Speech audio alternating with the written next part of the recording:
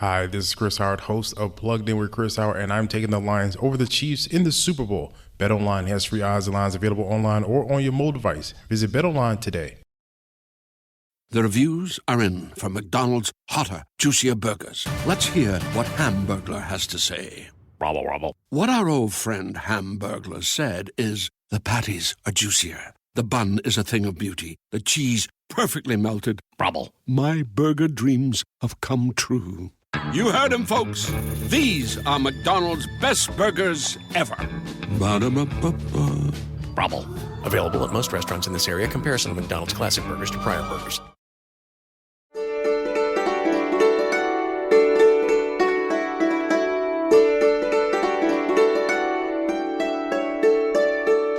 For us, we have a belief in authentic endorsement, and at SKIMS, of course, we do quite a bit in social media influencers. And so when I started, this to me felt like a natural extension of that. And so for us in measurement, it's we don't have as many signals. We don't have promo codes, which oftentimes is the backbone or a really important piece. The gold standard of measurement, as we know, if you can get it, is correlation or media mix modeling with incrementality testing or geo holdouts. Easier said than done for a variety of reasons. Costs a lot, takes a long time, imprecise in a lot of ways. And then, so a lot of that leads to us, from an attribution standpoint, using what we have. It could be a post-purchase survey, which all of you probably use and know is very valuable. It could be promo codes, could be vanity URLs. Trying to combine those, tactically matching on an order ID or something like that. But I think it's really hard, as all of us know, and harder than other channels, particularly digital, over the last 10 years prior to GDPR and recent privacy has made it feel like we have certainty around attribution. We don't have that same certainty, but we're kind of just going back to prior to that. Welcome to the Media Roundtable, Special Edition. I'm your host, Giles Martin. In the Media Roundtable, we talk about the business of audio in service of the Chief Audio Officer, marketers responsible for turning their audio program into a major driver of growth. You've heard us talk about the Chief Audio Officer Summit a few times, where we brought together great brands to learn from each other in a way that has never been done before. The clip you just heard was from Paul Hillen, VP of Performance Marketing at SKIMS, who was speaking at a panel at the event. This particular panel was about measuring the success of your audio advertising campaigns and the challenges presented with audio attribution. We're sharing the recording of that attribution panel with you all today. The panel was hosted by me, Giles Martin, EVP of Strategy and Insights at Oxford Road, and featured Paul Hillen, who you just heard, VP of Performance Marketing at SKIMS, and also Vanessa Stark, Senior Marketing Manager of Performance Marketing at Instacart, and Jessica Tennant, SVP of eCommerce at Bello. Each of these panelists are true Chief Audio Officers representing leading brands in audio. Some of the topics they discussed were integrating the measurement of audio with other channels measurement, the impact of privacy restrictions on the future of measurement, and navigating internal conversations and driving alignment on performance. A lot of topics were covered, which is why we wanted to share this conversation with you today. So sit back and let's dive into the world of audio attribution.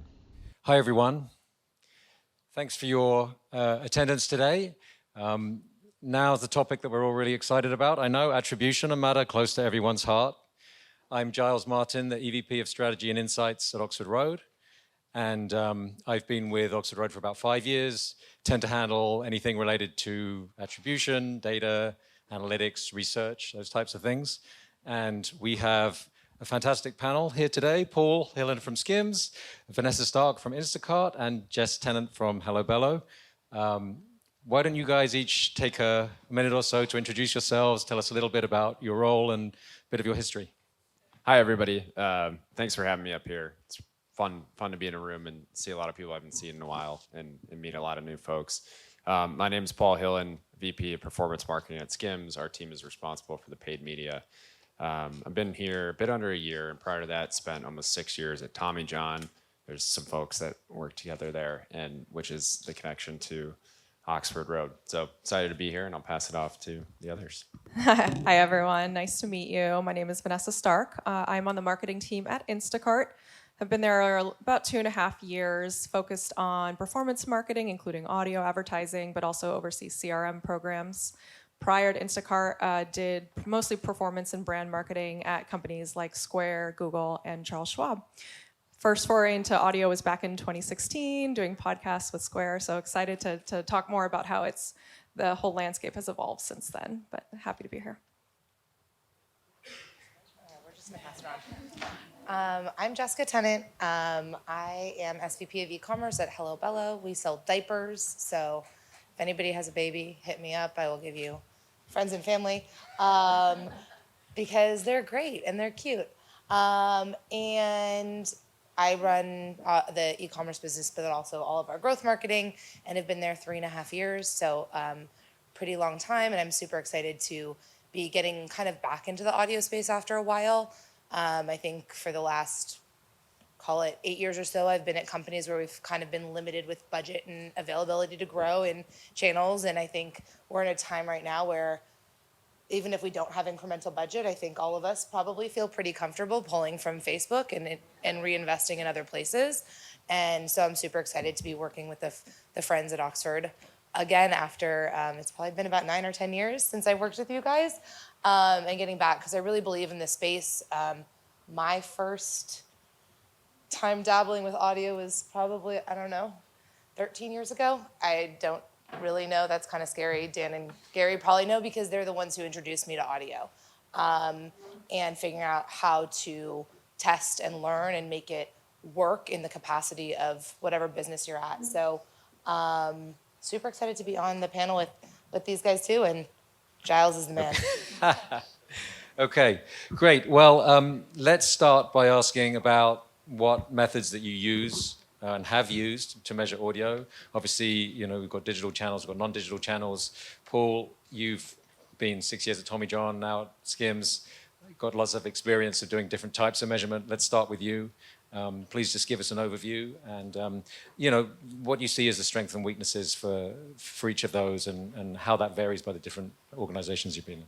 Yeah, I'll start a little bit more theoretical or strategic, and then go into the tactical. So I think from a more theoretical standpoint, it starts with a belief in the channel and a belief in authentic endorsement. It's such a personal medium when you have your headphones in, or you feel like you're part of a show. I can't remember, I was listening to somebody before, but you might spend more time with your podcast host than you do with your friends or family or your spouse, which is pretty crazy to think about. And I think as marketers, you brought up Facebook, I think about this sometimes is a lot of times we interrupt people, and the more our ads don't interrupt people within the medium, and the better they are, this gets the creative panel, the more effective they are. And you think about it from your perspective as a consumer. So for us, we have a belief in authentic endorsement, and at SKIMS, of course, we do quite a bit in social media influencers. And so when I started, this to me felt like a natural extension of that.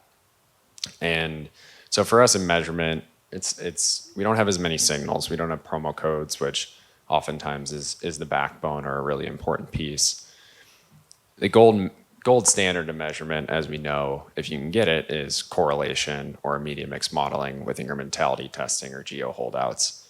Easier said than done for a variety of reasons. Costs a lot, takes a long time, imprecise in a lot of ways. And then, so a lot of that leads to us, from an attribution standpoint, using what we have.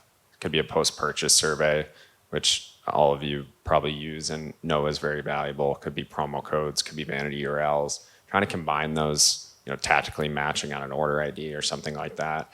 But I think it's really hard, as all of us know, and harder than other channels, particularly digital, over the last 10 years prior to GDPR. And recent privacy has made it feel like we have certainty around attribution. We don't have that same certainty, but we're kind of just going back to prior to that. So to wrap that up, I would say it starts with a belief and selling in the belief in the channel internally, if that's what you need to do. One of the things that I think has been helpful to us as we've just dipped our toes in at SKIMS the last couple months is the reads are so strong. And when we're able to share those internally, that really cuts through and showing the type of ad that we get out of this channel is so much more authentic than you can get out of, running other paid mediums. And so I think if you're selling it to yourself or selling it to your org, I think it starts with that from a strategic standpoint. And then from a tactical, trying to make decisions, knowing that you're not going to have perfect data, but trying to make do of what you have in terms of sources of data and then resources. So that's the way I think about it. Thank you. Vanessa?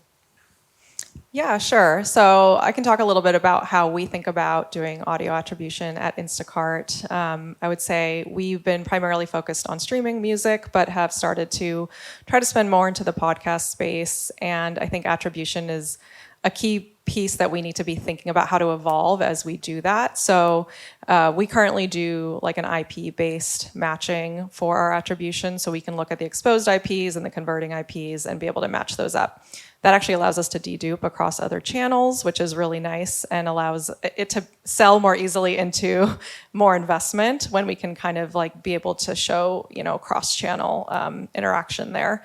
I would say the challenge is like we actually haven't really also done promo codes, or we don't have a post-purchase survey in place. And I think that's actually prevented us from being able to expand into additional inventory, especially in podcasts. And I think that's something where we need to make the case to kind of amend our attribution, which again, post-privacy changes is so difficult, to be able to triangulate various sources in order to kind of get to a better sense of what the truth is. So looking forward to hopefully selling that in internally and being able to expand to more inventory that we've kind of historically not been able to really, move forward with because of the lack of measurement. I think they've kind of hit on all of the pieces of the puzzle that I would have. I would say at Hello Bello, we do use promo codes. We're trying to promo less, as I think a lot of brands probably got sucked into that. Post-pandemic hangover e-commerce world of like, how do you just keep the juices flowing, right? So we're trying to pull back on promos, but we will for sure be using promos to track. I'm a huge proponent of vanity URLs. I think anything you can do to get that extra touch.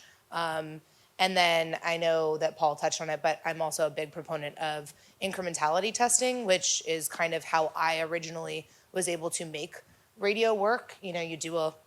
It was lucky because it was a local buy in LA and a really big station in a big market, and hold out other markets and see what happens and really measure and have your post-purchase survey, have your vanity URL going, have your promo code, have every touch point you can have going while you're doing a test like that. And then you can say, okay, here's my multiplier for promo code, or this is really truly how many visits I'm getting, and really use that as your baseline in your test. And there's tools out there that do it these days. It becomes challenging when you're not, able to buy in specific demos. But I think you can also do that at a larger scale, which is just maintain your media mix. If you don't have IP tracking and you don't have promo codes, and you don't have the ability to do kind of an incrementality test, you can do more of like a scale incrementality versus a holdout, and scale that media channel and hold everything else flat. And what happens if you're e-commerce? It's much easier. What happens to your overall CPA for the brand, or your cost per lead, or whatever your KPIs are? And just it's a little bit more challenging when you have somebody like, Kim Kardashian, who I'm sure she posts one thing and it's impossible to do any sort of holdout test. But, those are the types of things that I think I've used across my testing and learning. Thank you, guys. And one thing that actually catches my ear there that I think is super interesting is what you were saying, Vanessa, about when you've got that IP matching process in place, deduping those IPs against other channels. And I think one of the things that every marketer in here is concerned to work out is how that audio measurement solution you have, whether it's more survey-based or whether it's more digitally based, how do you integrate those results with the reads that you're getting on the other channels? Like, you maybe have internal data science team working on that, or maybe you're doing IP deduping, or you've got some other process. But I think that's a matter of interest for everyone, and I'd really appreciate if you could touch on how you manage that integration internally. Yeah, in terms of how we kind of manage it across like analytics and our DS teams. Yeah, and how you get to a place where you feel, the audio results make sense and feel good, and they also sort of dovetail with the results that you're getting from social or other channels you're investing in, because often we see some of these channels getting over attributed in every area, right? If you're using, say, a 30-day post or a 7-day post even, all the channels are getting credit and you're not doing that multi-touch piece. And so how do you manage that integration with the other channels in terms of your audio result? Yeah, I would say I don't think we do it perfectly, but I don't know that anyone does. So as many channels as we can get that IP level granularity, that helps us be able to really, like I mentioned, dedupe across them. We actually have really tight attribution windows, so we don't necessarily have that issue. And we use, not unfortunately, but kind of a simple last touch, click model right now. And we're able to kind of mostly trust the audio data because we do have that level of granularity. I would say the reason we probably don't have that post-purchase survey and the usage of promo codes, which we actually did just start testing this week with some podcast partnerships via a vanity URL redirect, is the fact that we can't dedupe those necessarily across another channel. So that's why it kind of becomes a little bit harder to make the case to be able to expand to inventory that doesn't allow IP tracking but would only maybe allow us to track via a promo code or a vanity URL kind of click to redeem experience. And I would say we have to work very closely with our DS and marketing analytics teams to kind of come up with methodologies when there are pieces I would say paid social doesn't, because we're app based, so it's totally in its own. We don't dedupe it really very well across paid social because it's all through scan in the app store, so that becomes really difficult as well. So there's definitely a risk of still over counting a little bit because not all of the channels still can get that level of granularity anymore. But I think it's just as many sources as you can that can use the same level of granularity, the better, just so you can get that sense of what's going on, whether you use multi-touch or a simple last touch model. But I would say, yeah, it's just continuing to push for various triangulation of methods.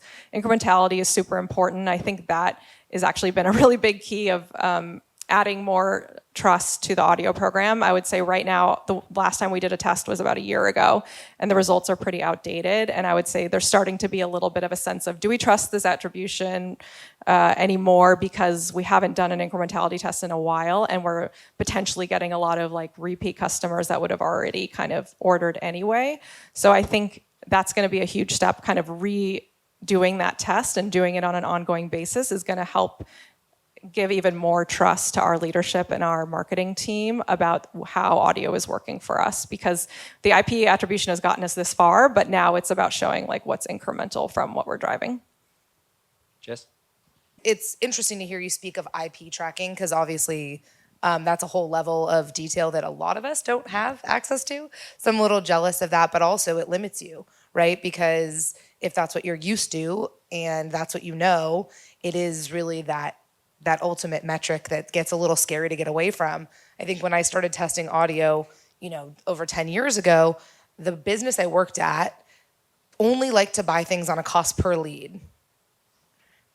And except Google CPC, because they were we can only buy that on a cost per click. And everything was last touch, which we still use last touch too.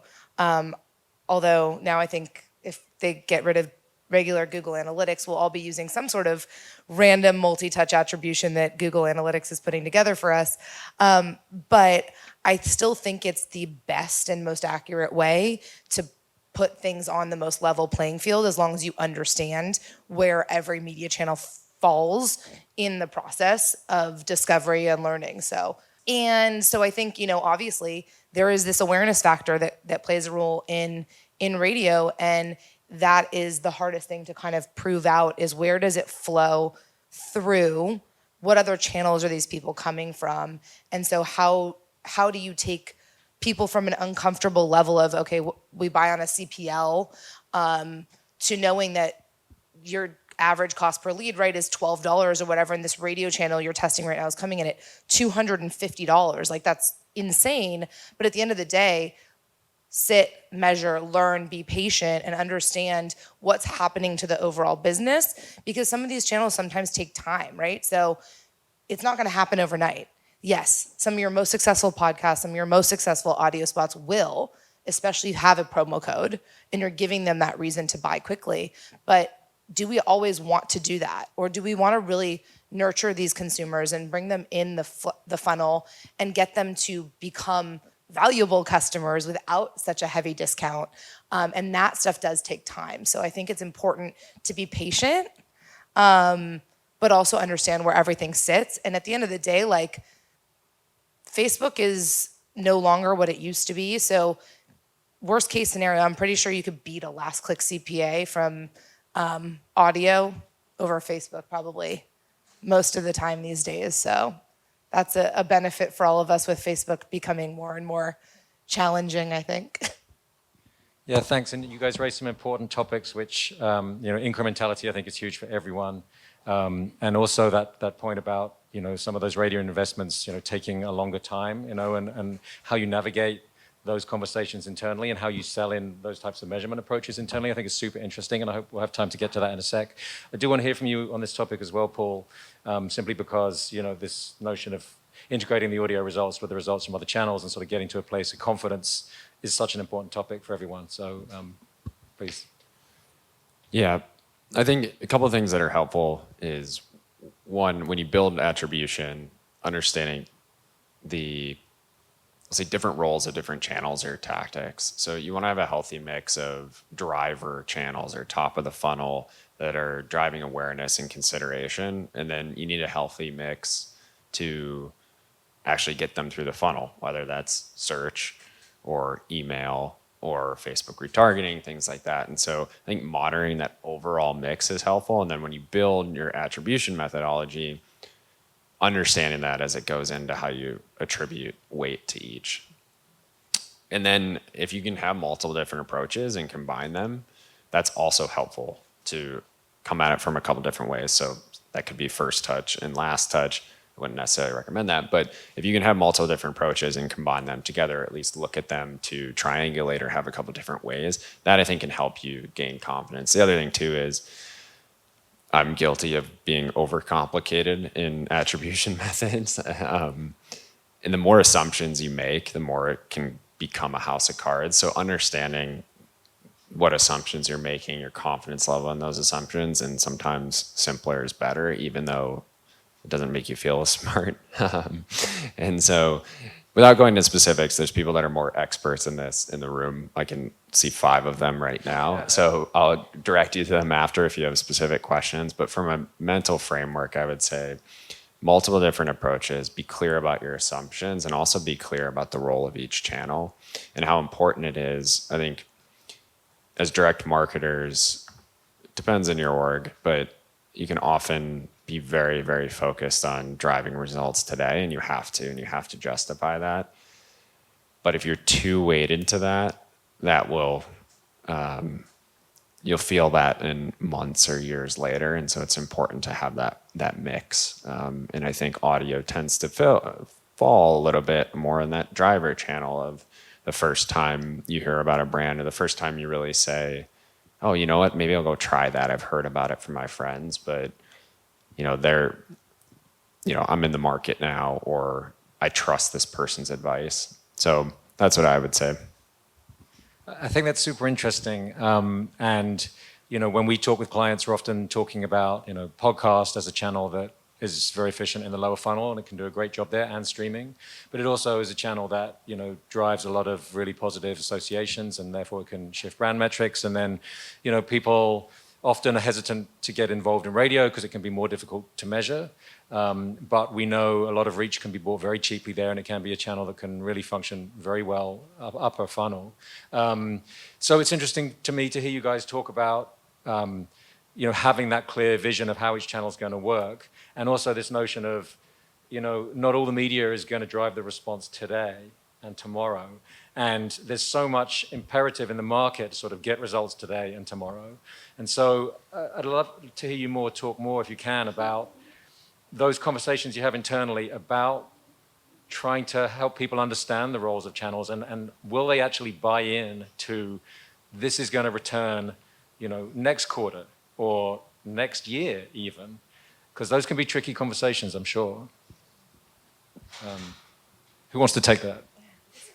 Yeah, I can start just because it's very top of mind for us, or for me at least, because when we're trying to get things prioritized, whether that be like with an engineering team, a MarTech team, it's always about what is the impact that this can drive now and in this quarter as we're doing planning. And so it's been challenging to try to make the case that setting up things like a post-order attribution survey may not, help show a direct return in the very, very short term, but in the long term, it will help be able to understand the channels better and be able to really scale and spend more money and therefore drive more growth.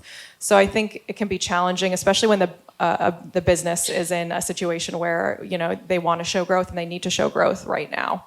And I think that's where it becomes super challenging to make that case. But the role of each channel is super important to understand. And some channels can kind of play in the full funnel as well. And I think audio is one of those channels that luckily can play in that role. But I would love for us to be pushing for more upper funnel usage of the channel to be able to kind of drive that brand equity, that brand love, outside of just making it super transactional, which I think we're kind of a victim of with a lot of our performance marketing today.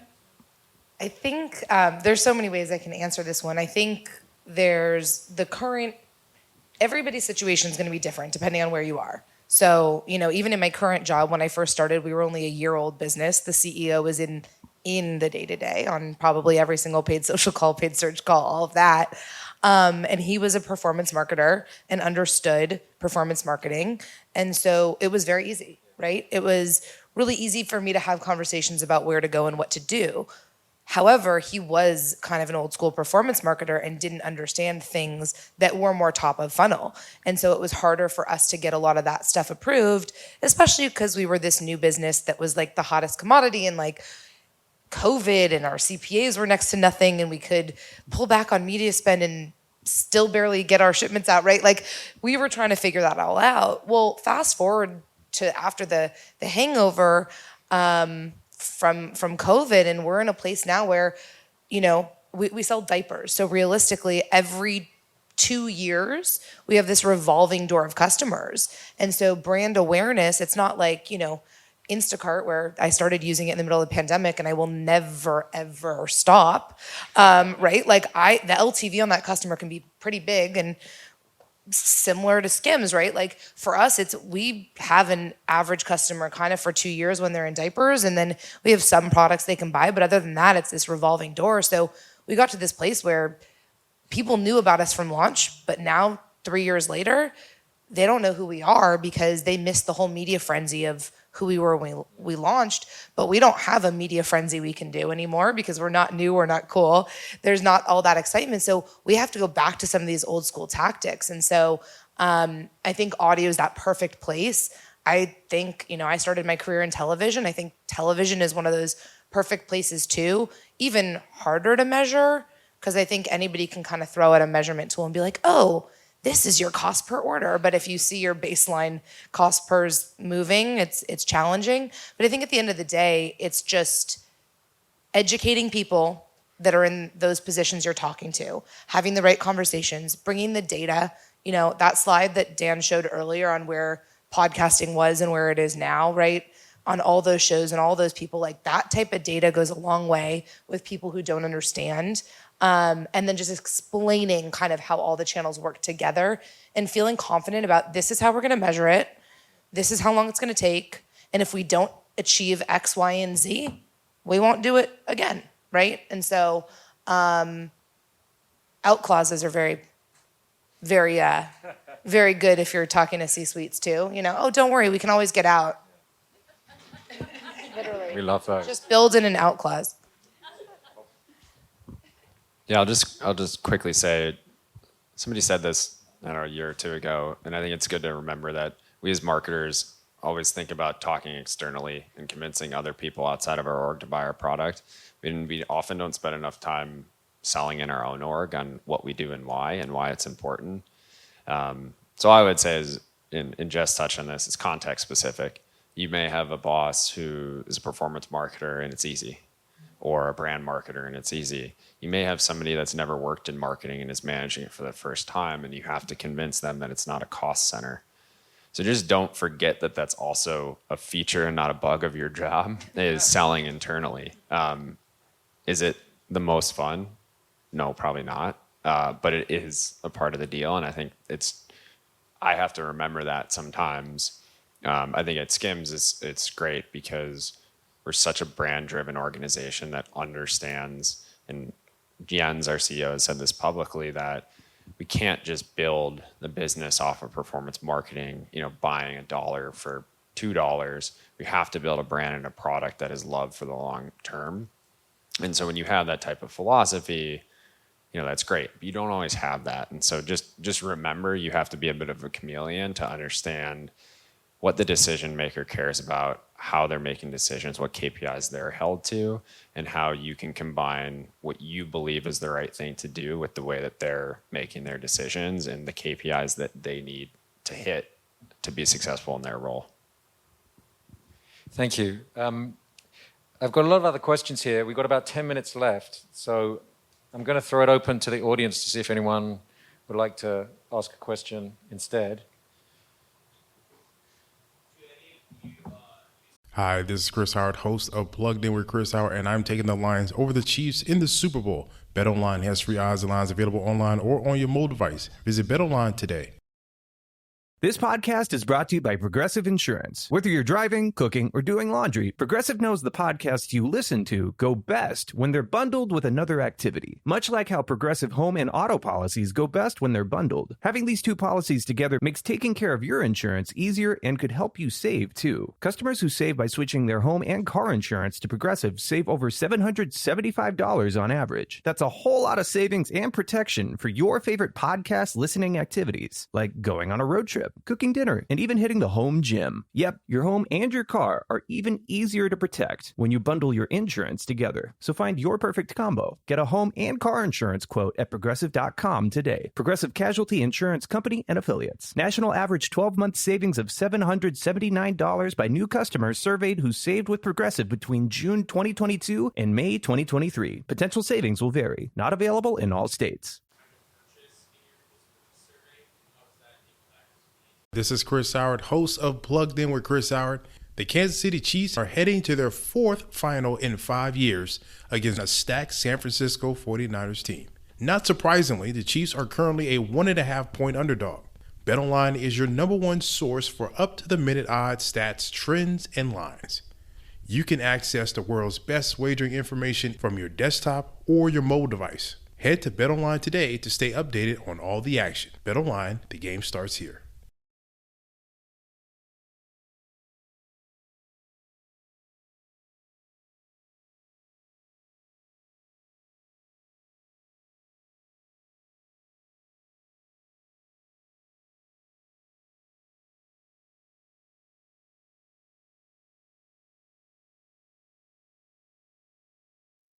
Radio Andy. Hey, it's Andy Cohen. Join me on Andy Cohen Live, where it's just you, me, and some of the world's biggest celebrities. Paris Hilton, Chelsea Handler, Seth Rogen. I love you, Miley. Thank you so much. You can listen to Andy Cohen Live at home or anywhere you are. No car required. Download the SiriusXM app for over 425 channels of ad-free music, sports, entertainment, and more. Subscribe now and get 3 months free. Offer details apply. Do any of you use time to purchase in your post-purchase survey, and how does that impact media testing? That's a secondary question. We don't have a survey yet. Trying to get one. We don't currently have one live, but we will. There's a lot of really good, easy, non-app based, if you're on Shopify, things like that. But no, we don't. I'd be interested to hearing more about that. Because I've always used kind of GA as my proxy of like how long it takes somebody to make that decision. But that's an interesting topic. Not something we've used yet either, but it's a good thought. I'd like to hear more about that. Yes, sir.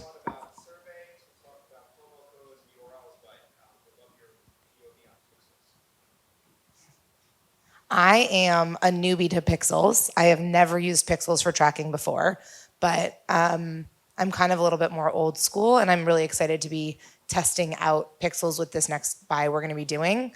So that's all I can say at the moment.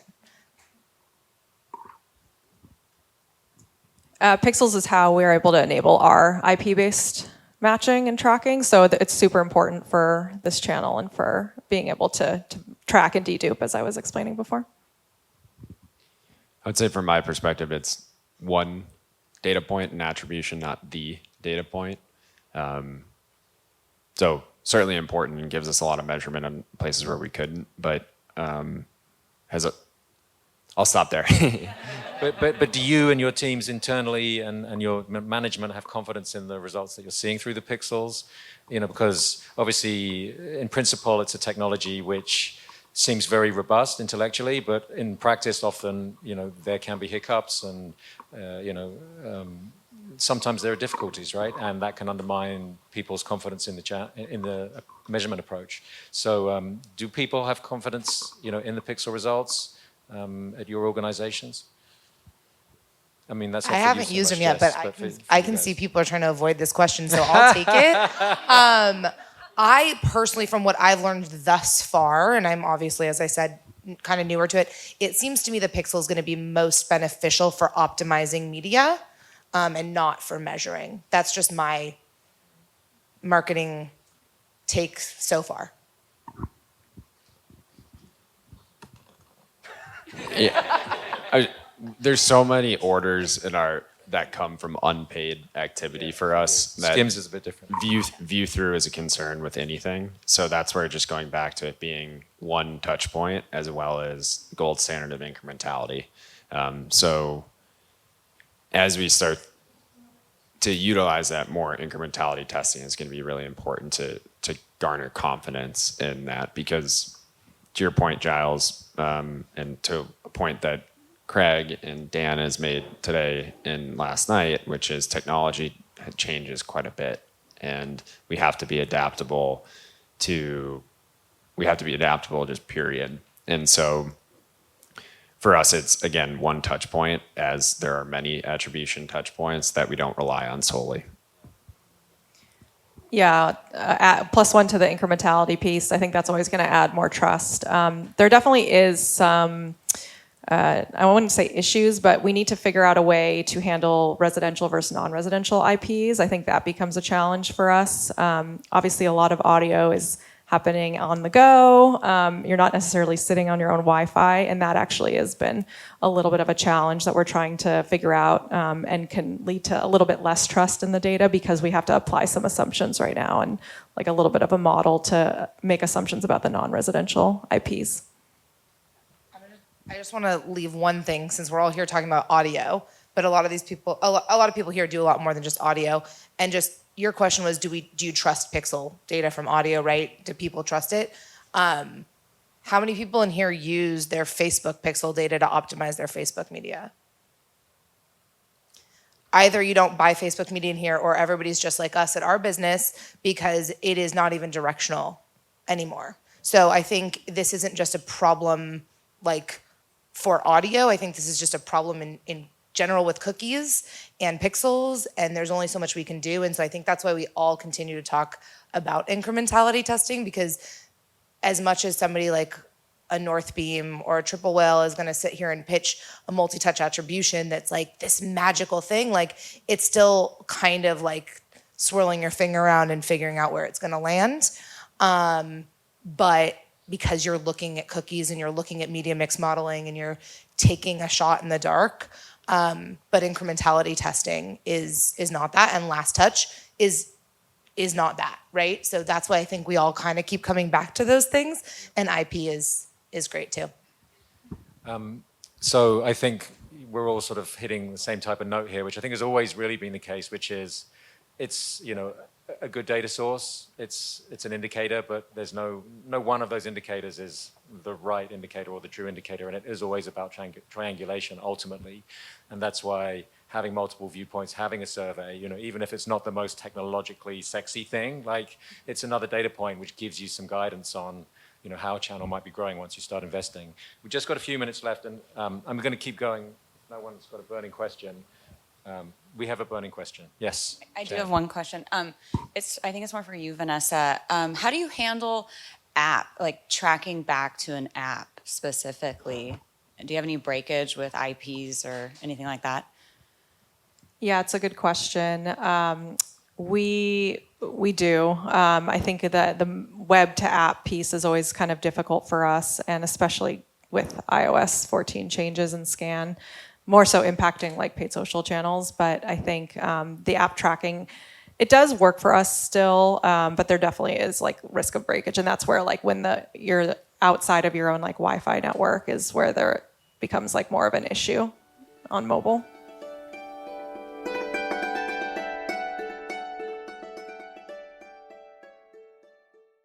All right, so tell me if you've ever heard of any of these companies. Indeed, Shopify, NetSuite, Headspace, Quip, Theragun, Postmates.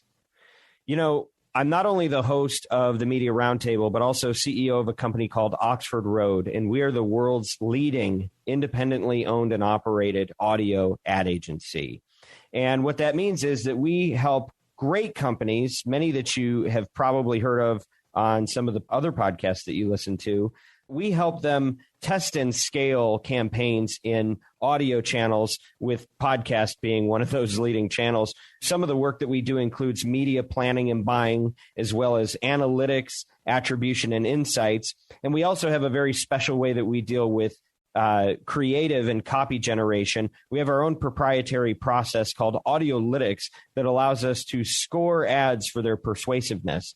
If you're looking to be involved in audio and you want a partner that can help work with you to make sure that you achieve unprecedented ROI and massive scale, you should get in touch with us at Oxford Road. And by the way, the only reason that we're able to do the work of the Media Roundtable is because we have a great team at Oxford Road that supports us and makes it possible. So, you know, what we're doing is not just a podcast, but we're really trying to help brands live out their values and balance that with their business objectives, which is an increasingly hard thing to do in this world of misinformation and malice that's infecting so much of our media. But at Oxford Road, we don't want to just broker this stuff. We want to impact the industry for good. We want to raise the bar on what gets created. And Oxford Road is helping make that possible through the Media Roundtable. So if you're somebody that's interested in working with an ad agency or a partner on this type of work for your advertising campaigns, go to oxfordroad.com. It's easy to spell. And get in touch with us, or at least just sign up for our free newsletter, The Influencer. That's oxfordroad.com.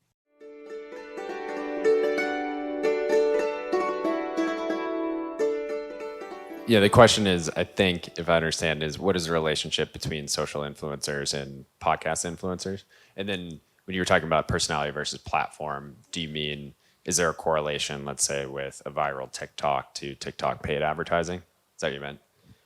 I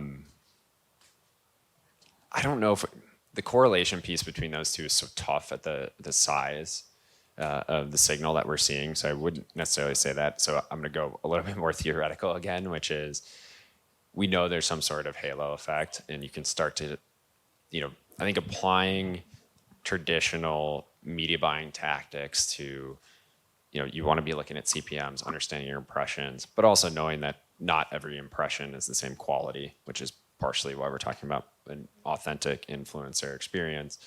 And then looking at the quality of that endorsement. Now, you would love to get down to what are the listens to that, which technology, we're not totally there yet. So that's what I would say. It's maybe, I'm not sure that totally answers it, but to me, they're definitely different. And for us in apparel is very visual. And so I think in audio, it's kind of interesting for something that's so visual. But I think as you see a lot more simulcast and that becomes simulcast on YouTube, that becomes a great way for an unboxing or a try-on combination that maybe is where you see more connection between the two. And then maybe the next step there is, if somebody has a podcast and we're working with them, do we also work with them on social, et cetera? I think that makes sense. Have we found direct correlations yet? No. But they're probably there to some extent. Very quickly, one more question, please. I was just curious about the attribution difference, if you guys have seen across the different forms of audio ads, from baked in, dynamic, programmatic, streaming. As someone who personally only really buys baked in, I just wanted to see your guys' opinion. The question was attribution between the different types of audio, so baked in versus DAI versus in read. As in, are we seeing different types of performance from those different formats, or? Performance and ability to track attribution. Yeah, we primarily have been running DAI because of our requirement to do the IP-based tracking. I would say baked in, it's harder to do something like that. And that's where you want to triangulate it ideally with the other, the promo code vanity URL post-purchase surveys. So we don't have a lot of data between the two, just because we've been more focused on the DAI side. I'm gonna just go back to my old school DR roots and say whatever gets the best return on investment, right? So I think it really depends on the show, the person, the station, whatever it may be. So I'm gonna go with like buying it as most cost effectively as possible could get you that best return. So and I think it depends on the channel, right? Are you gonna spend 50 times more to do, a host read versus something that's canned and dynamically inserted? I'm going to be hard pressed to find that to work better on the same network or the same station or the same channel. So I think it's just important to think those things through, because you can still get that authentic content on that audio, but in different ways and different approaches. That was the audio attribution panel at the Chief Audio Officer Summit. A big thank you to all the panelists. I hope you learned something to help you see your CPAs ever plummet and your ROAS ever increase. The insights shared by Paul Hillen, Jess Tennant, and Vanessa Stark provide a masterclass for any chief audio officer or marketer that wants to learn how to make their audio advertising work harder. This podcast is brought to you by Oxford Road, where we want you to succeed in audio and to use influence for good. As members of the marketing community, we have the power to advance voices that don't just entertain, but edify. To build bridges across differences and preserve fair-minded discussion around the most important topics of our age. If you're a marketer looking to align your brand values with extraordinary business outcomes, reach out to our agency, Oxford Road, by visiting oxfordroad.com and subscribing to our weekly newsletter, The Influencer. Thank you again to our guests and to Bianca, Kyle, Haley, and the team at Podcast One. As always, influence responsibly.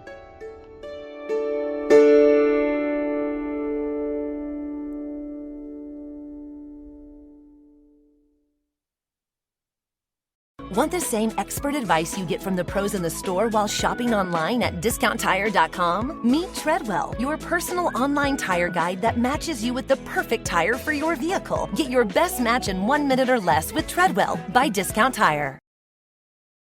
Just in and so good. Thousands of spring deals at your Nordstrom Rack store. Save big today on new arrivals from Kate Spade New York, Nike, Sam Edelman, Free People, and Madewell, starting at only $30.